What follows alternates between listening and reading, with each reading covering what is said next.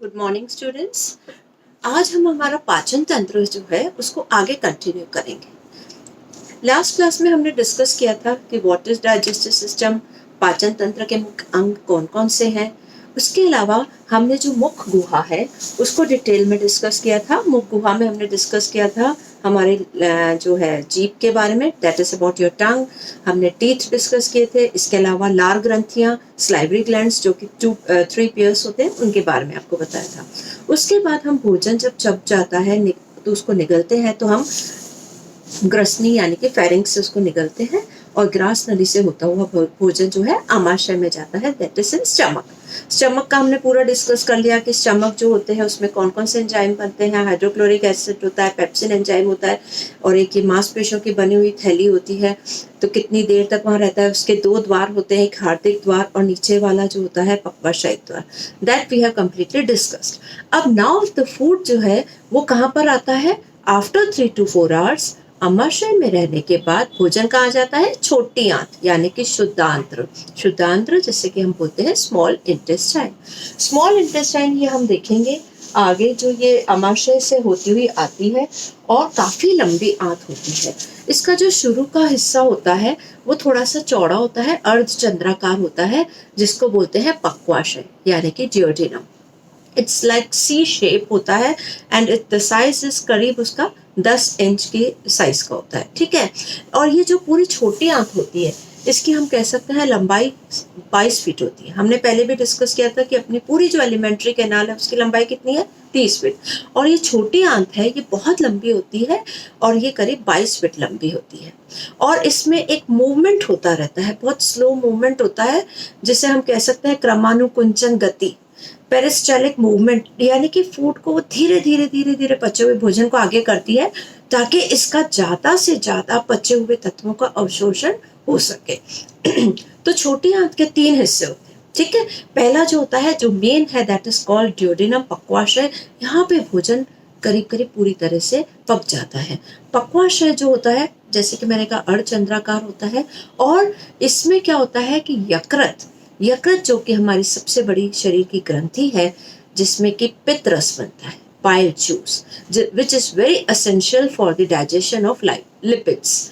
वसा के पाचन के लिए हमें बाइल जूस की बहुत आवश्यकता रहती है। यदि हमारे शरीर में यकृत में कोई प्रॉब्लम आ जाए, कभी हम यकृत किसी का खराब हो जाता है, बीमार हो जाते हैं, तो उनका पित्तरस बनना कम हो जाता है, बाइल जूस कम हो जाता है। और जब बाइल जूस कम होएगा तो आपके शरीर में वसा का डाइजेशन नहीं होगा, ठीक है। और यदि वसा का डाइजेशन नहीं होएगा तो ज्यादातर लोगों को डिसीज हो जाती है जॉन्डिस, पीलिया नामक रोग। पीलिया नामक रोग कब होता है? जब हमारे यकृत में बाइल जूस का जो सिक्रेशन है प्रॉपर नहीं हो पाता। यानी कि बाइल जूस का काम क्या है? लिपिड्स का डाइजेशन करना, यानी कि हमारे जो शरीर में वसा है उसको पूरी तरह से पाचन करना, ठीक है। तो अब डियोडिनम में क्या आता है? जो एक तो नली के द्वारा पित्तरस आता है और इसके अलावा क्या आता है?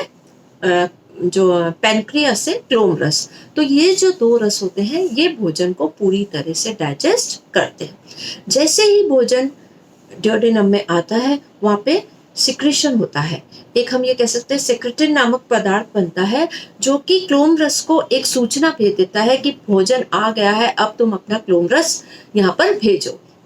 तो क्लोम रस और पित्तरस कहाँ से आता है? यकृत से। इस जगह पे मैं आपको एक बात और बताना चाहूंगी कि जहाँ पे यकृत होता है वहां पे छोटी सी एक थैली होती है जिसे हम बोलते हैं पित्ताशय। पित्ताशय यानी कि गॉल ब्लैडर। गॉल ब्लैडर का काम क्या है? पित्त रस को अपने अंदर संग्रह करना, ठीक है। It only stores bile juice.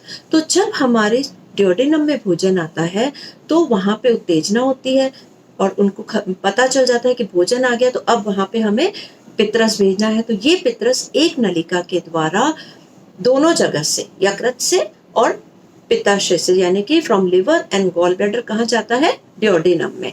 और कई बार आपने देखा होगा कि कईयों का गॉल ब्लैडर में प्रॉब्लम हो जाती है, स्टोन हो जाता है, तो उसको रिमूव करवा लेते हैं ऑपरेट करके।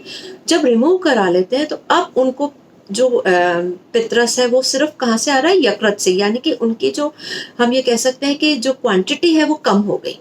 आ तो रहा है लेकिन उतना नहीं आ रहा जितना एक नॉर्मल पर्सन में होता है। तो यानी कि उनको थोड़ा सा फैट डाइजेस्ट करने में प्रॉब्लम हो सकती है। तो they should avoid heavy foods जिसमें बहुत फैट होता है। वो फूड जिनको गॉल ब्लैडर रिमूव हो जाता है उनको थोड़ा अवॉइड करना चाहिए। तो अब पितरस जो है कहाँ से आ रहा है? गॉल ब्लैडर से और यकृत से, एक वाहिनी के द्वारा। दूसरी तरफ एक और हमारे ग्रंथि है जिसे हम बोलते हैं अग्न्याशय, दैट इज पैंक्रियास। वहां से क्लोम रस आ रहा है। ये दोनों रस मिलकर ड्यूडेनम में एक नलिके के द्वारा पहुंच जाते हैं। अब यहाँ पर भोजन का कंप्लीट पाचन होता है। ठीक है, अब जो है हम देखेंगे कि ये तो एक पार्ट हो गया छोटी आंत का। दूसरा पार्ट होता है इसका जैजुनम। जैजुनम हम कह सकते हैं एक 7.5 फीट लंबी नली होती है और हम ये कह सकते हैं कि ये जो है हमारे टोटल जो इंटेस्टाइन है उसका 2/5 भाग होती है। ठीक है, और इसको हम मध्यांत्र भी कहते हैं क्योंकि ये बीच वाली है। फिर जो लास्ट वाला इसका पार्ट होता है जो सबसे लंबा होता है 3/5 होता है, दैट इज कॉल्ड इलियम, और वो सांप की गेंडुली जैसे लिपटी हुई पड़ी रहती है। ये करीब 3 मीटर लंबी होती है। तो ये 3 पार्ट है। करीब जो मेन डाइजेशन है वो ड्यूडेनम में हो जाता है और वहां पे हम ये कह सकते हैं कि जो छोटी आंत की जो दीवार होती है, ये यहाँ पे देखिए, ये जो शुद्धांत्र जो होता है इसकी जो आंतरिक दीवार होती है उसमें हमें असंख्य अंकुर दिखाई देंगे। पैपिलेई जिसे बोलते हैं, अंकुर यानी कि झालर के समान रचना जो होती है उबड़ खाबड़ होती है, जिससे कि क्या होता है कि इसकी जो दीवार से जो रस निकल रहा है वो बढ़ जाए। जितनी ज्यादा एरिया होगा उतना ज्यादा अवशोषण हो पाएगा, क्योंकि it has to travel a long distance, यूं घूमते घामते। तो फिर वो क्या होगा कि वो ज्यादा अवशोषण हो पाएगा। तो जो छोटी आंत होती है, शुद्धांत्र होती है, उसमें पूरे इस तरह की उंगलियों की समान हम कह सकते हैं या झालर के समान अंकुर निकले हुए होते हैं। ये आप देखिए, ये अंकुर है और इसके अंदर यहाँ पे रक्त वाहिकाएं होती हैं और इसके ऊपर ये उपकला कोशिका जो होती है उसके ऊपर ये अंकुर होते हैं। तो ये अंकुर में से जब संकुचन और प्रसारण होता है तो रक्त निकलता है और लसिका वाहिनियों से लसिका निकलती है।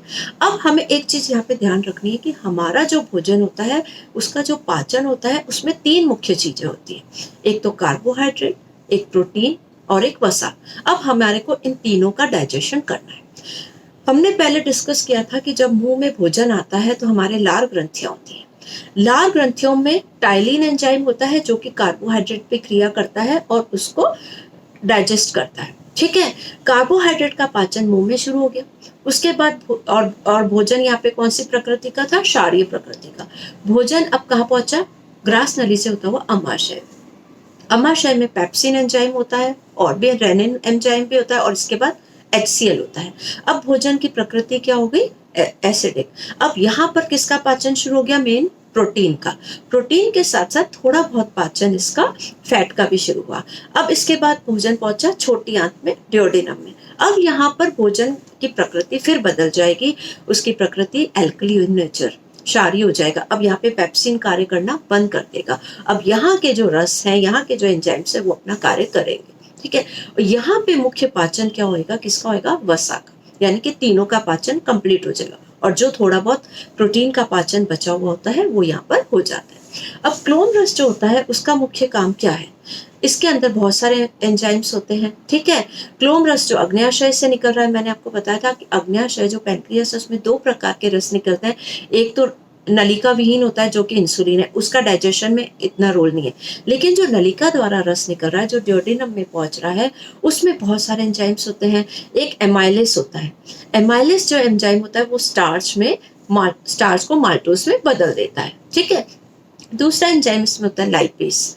लाइपेस जो होता है वो वसा को वसीय अम्ल तथा ग्लिसरीन में बदल देता है। ठीक है, इसके अलावा होता है यहाँ पे ट्रिप्सिनोजन। ये हमें ध्यान में रखना है। ट्रिप्सिनोजन जो होता है वो प्रोटीन पे कार्य करता है।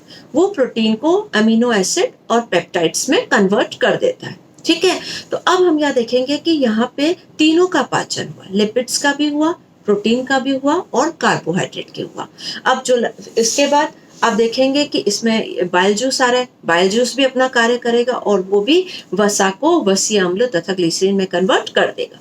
ठीक है, इसके अलावा एक जो आंतड़ियां होती है, इनमें एक रस निकलता है, इंटेस्टाइनल जूस निकलता है, उसमें भी एंजाइम्स होते हैं।